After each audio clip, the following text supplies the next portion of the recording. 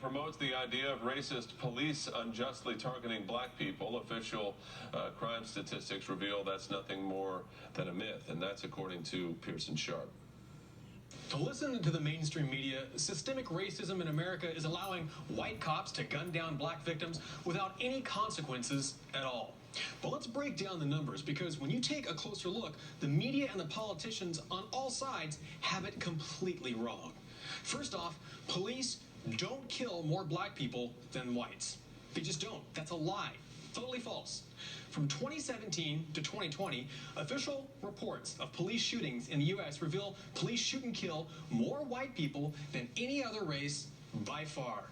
An average year shows cops kill more than double the number of white people as they do black, and 3 times more than Hispanics. Critics come back and claim police may be killing more white people, but that's only because there are 160 million more Caucasians than African Americans in the United States. But even that doesn't make sense, because although African Americans make up just 13% of the U.S. population, crime data shows they commit 53% of all homicides, 38% of all violent crime, and 60% of the robberies, more than any other race. On average, 981 white people are murdered by black people in the U.S. every year, compared to 375 black people murdered by whites.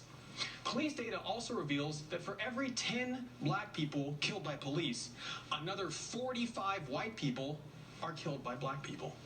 Black people also account for 40% of those who murder police officers.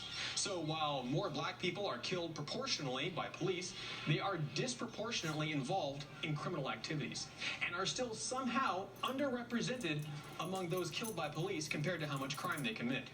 But even that isn't the whole picture, because numerous examples prove that during encounters with police, a black man is less likely to be shot than a white man.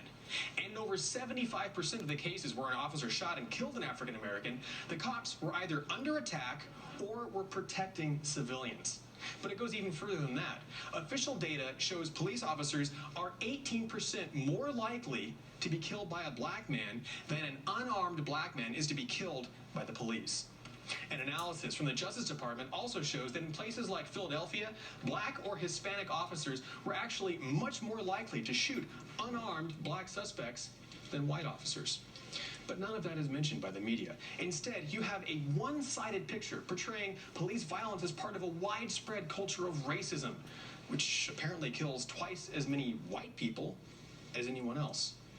Meanwhile, no one is addressing the horrendous daily murders of black people in Democrat-run cities like Chicago. Just over Memorial Day weekend, 10 black people were killed in drive-by shootings, and yet the media remains totally silent on their deaths. Where is their justice?